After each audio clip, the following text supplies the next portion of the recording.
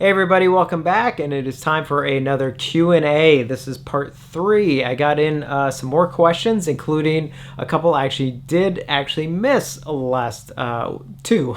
So I definitely wanted to go back and squeeze those in, as well as add the new ones. So first up is one I actually missed from Andrew Bellina that he asked that I completely missed on the last 2 videos. And Andrew asks, what's your favorite 80s slasher film? So I actually put a lot of thought into that, and I wanted to come up with one that wasn't obvious. So, I wasn't gonna go with like Freddy or Jason or anything. Like, I wanted one that wasn't part of a franchise, or didn't have a franchise, so it didn't have any sequels or anything. One that was much more of a standalone film. And actually, I came up with 2 that I really love that I'll mention. One of them, the reason why I'm going with 2 actually is because one of them you could probably say is a little, if I'm going by these rules I'm creating, because it technically was remade. And so the first one is My Bloody Valentine. I think My Bloody Valentine is absolutely amazing, and having watching it again, in the newer Scream Factory edition a couple months ago, I mean, the film is just so incredible. But again, it was obviously remade, so that's why I was kind of like, but I really, really wanted to mention that. I mean, there are other good ones too, like The Prowler, and I was probably going to say Maniac, and even just silly fun ones like Slaughter High or something like that, Blood Rage. But one I really, really love that I think was supposed to be possibly a franchise and it never became one was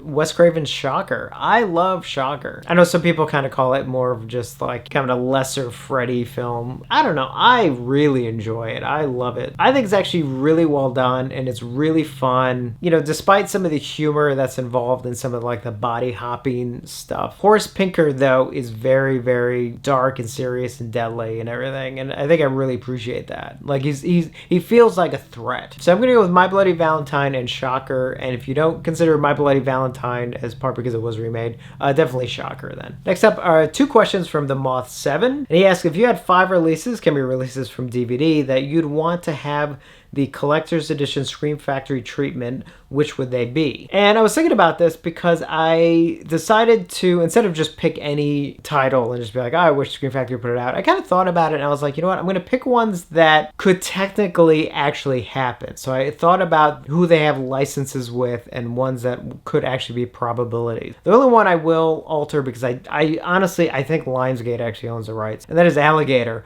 I hope somebody puts out a special edition of Alligator on Blu-ray. One day, maybe. But specifically, a couple ones, because obviously they have license agreements with, Universal, Sony, Warner Brothers. So I was thinking along those lines. The list can be super, super long. Here's a couple ones I could see them releasing, because it sort of falls into the types of films that I think they like to put out. So I came up with Alone in the Dark, which, if I'm not mistaken, is owned by Sony. Dr. Giggles, which is long overdue for some kind of release. Deadly Friend, another one that's long overdue. Kind of wish Wes Craven was around to do a commentary. The Jaws sequels, kind of a long shot, but hey, you never know. The Lost Boys, that needs a new release. I mean, it'd be great to get a 4K release from Warner Brothers, but like a good special edition, I could see Scream Factory putting out. And another one is Terror in the Aisles. I don't know how doable that is. I mean, that was on the older Universal release of Halloween 2. In case you didn't know, they actually included that as an extra on that Halloween 2 Blu-ray. Now, I love Terror in the Aisles. I would actually like kind of a cool little special edition singular release of Terror in the Aisles. So I don't know if that's something that's doable or not. I think with all the movies that are mentioned in Terror in the Aisles, I don't know if there's a licensing issue that, could become a headache pretty quick. So I don't know how doable that is, but just figure I'd throw that out there. And then obviously, hopefully, we'll eventually get Friday the 13th box set, a new Nightmare on Elm Street box set. Hopefully. Other question from the Moth 7. What are 5 releases you regret spending money on? This is an interesting one because I can't say there's any I fully regret getting. There are a couple I think I've gotten where all of a sudden like a newer edition would be announced like shortly after or something like that. But it's like, I didn't know that at the time, so, I can't really beat myself up over it. The only thing is, and I don't really do it much anymore, is I used to buy a lot of movies that I just wanted to see that I hadn't seen. And I don't mean like older films that get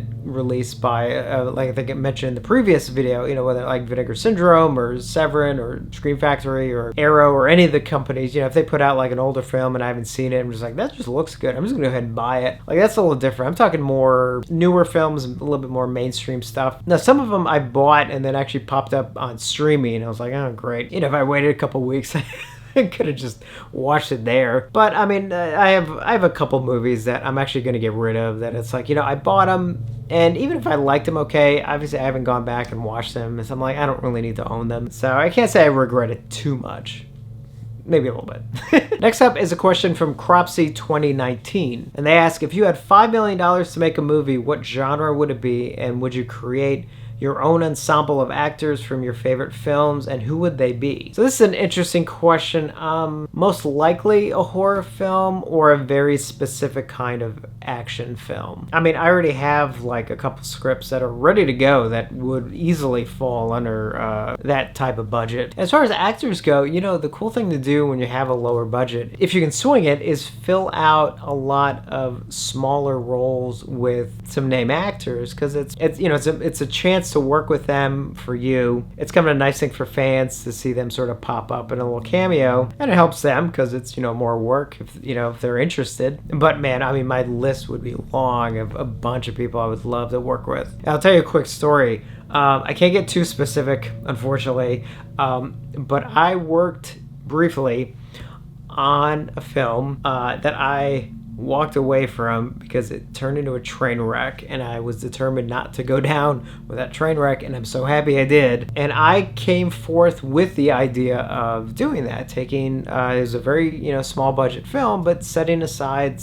some of the budget that was set aside for talent. I was like, let's take a little bit of that and let's get a couple name actors in the genre who could come in for like a day and just like do a cameo. I think that would be really cool. It'd be a good way to help promote the film when it's done and everything. Well, only to find out that the majority of the cast had already been set.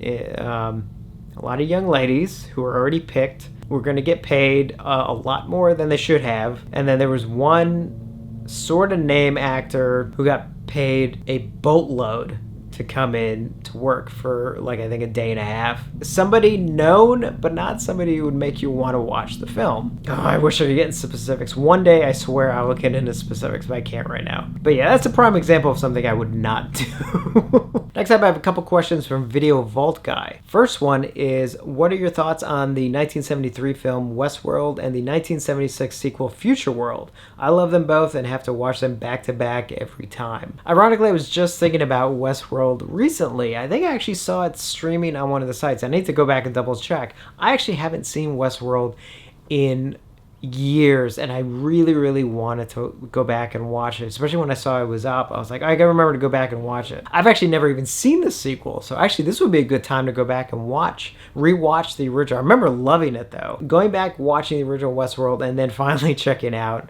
Future World. So let me get back to you on that. Next up, he asks, what are your thoughts on Maximum Overdrive from 1986? It would be my biggest guilty pleasure if I had one, but I do not feel guilty about any film I like, and no one should for that matter. I think it is a fun science fiction B-thriller. People shouldn't take films like this serious and just have fun with it. First off, I agree on both points, but I do actually just want to mention the guilty pleasure thing, because I am in 100% agreement with you. Like, I don't have any guilty pleasures. I have no problems telling anybody what films I like. I don't even care what they are. And luckily, I've always been that way. Like, I've never actually been sheepish. I think the closest thing, maybe some of the rom-coms. I like a lot of like cheesy romance comedies, so that's probably the only thing maybe you could consider a little guilty pleasure on. But man, all the other movies like in my collection, I mean, I don't care if they're A movies, B movies, Z movies, so I definitely agree with you on not having guilty pleasures. Like, if you like something, man, just say you like it. As far as Maximum Overdrive goes, I love Maximum Overdrive, and I agree with you. It is just so much fun. I think that what the problem was at the time, one, Stephen King was just coked out of his mind when he was making the film. That is known now, so I'm not like speaking out of school. But also the fact that in the trailer, I think at the time, it was him standing there saying he's going to scare the hell out of you. The film is actually almost much more of a comedy than anything,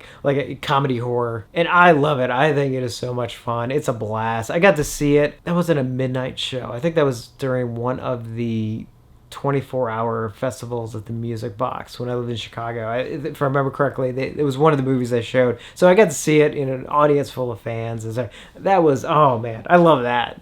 That was great. And then one more from Video Vault Guy. Off film topic, what kind of music do you like? Are you a classic rock metal fan? So I know it's a little bit cliche, but I actually do love music of all kinds. Literally all kinds. But I will say probably my two favorite kinds of music. Film music, like film scores and things like that, top of my list. Like that's my favorite kind because not just because I love movies, I mean that probably has a lot to do with it, but also because when I write and everything, I mean that's what I listen to. I don't listen to songs, I just want music. I seek out music from other films that fit the mood of the scene I'm working on. So film score is specifically a huge part of me. And the other thing is I love 80s music.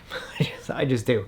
80s music is my favorite. I listen to all kinds of 80s music all the time, but I do love classic rock. I do love older metal. I don't know, is there a newer metal? I do love older metal. In fact, I'll tell you a little something. So MTV Classic, for any of you that have it, my two favorite things on that channel are the I Want My 80s, which is all 80s music videos, and Metal Mayhem, which is all older heavy metal stuff. So those are two of my favorite. And then I had two random ones from people who just didn't want to be named, and I totally respect that. I probably should ask all you guys if there was anybody who didn't want to be named. So yeah, sorry about that. First question is, what is something non-personal you associate with a movie that is funny or odd? One interesting one, which happened when I was a kid and it's still there to this day. I'd rent movies and I'd dub them, when I didn't have the money to buy. My family had 2 VCRs, so I was able to hook them up and I could, record movies and stuff. And one of my favorite tapes, I had recorded Jaws and I'd recorded Dawn of the Dead. So for me, whenever I go and watch Jaws, when it gets to the very end, not the whole ending, but literally the very end of the credits, as they're kind of pulling up on shore and the credits are rolling, and the music specifically, every time I hear that to this day, as soon as Jaws ends, I pretty much expect Dawn of the Dead to then start. So at the end of Jaws, when it's like at the very end, I'm waiting for the start of Dawn. Dawn. And that sounds exactly like it, I'm sure. So yeah, that's a little quirky thing that is literally still burned into my brain to this day. And then finally, what is one of your favorite box sets that came with what you call swag? Which is what I do. I don't know why I just say swag. So one of my favorite box sets that I got I just think is a lot of fun, that did come with a bunch of goofy stuff, was the Herschel Gordon Lewis Shock and Gore set. I got like the big one. Here it is, right here. God, I forgot how big this sucker is. Next to my head. Look how big this is. Jeez. But this thing is amazing despite its size. Actually, I'm gonna open this up in a little bit, so I'm gonna just do it right now. The reason why I say that is the fact that, and there are a lot of other great sets, don't get me wrong, like it came with this really cool book that has like a bunch of like behind the scenes stuff and everything, and it came just with like miscellaneous stuff. It has like the little barf bag, has an LP with some Blood Feast music on it, the Blood Feast novel, and then just this massive thing that has like most of Herschel Gordon Lewis's movies in it. Plus it came with like this, fun like activity book, Herschel Gordon Lewis activity book. It even came with this, rubber eye. Yep, look at that. Woo! It came with a fake eye, for crying out loud. Something weird postcards. Again, just like a really fun set that I remember even just opening it up for the first time. Man, I was just like, I couldn't believe it. Like, it's just like so much in there. Like some of the Warner Brothers sets, like those are really cool. It comes with a lot of recreations of things and everything. But I mean, it's Herschel Gordon Lewis, it's just like, to me, that just makes it kind of extra special. I think the only one that, and I get made fun of this to this day, I have the old Laserdisc box set of Gettysburg that came with an actual Civil War bullet. Buddy mine still to this day, like whenever if I mention a box set or something, he's always like, yeah, but did it come with a Civil War bullet? It's like, well, okay, no, it didn't. So yeah, thanks again for the questions. If you got more, definitely let me know. I absolutely love answering them, and these are like so much fun to do. So as always, thank you for watching, and I will see you on the next one.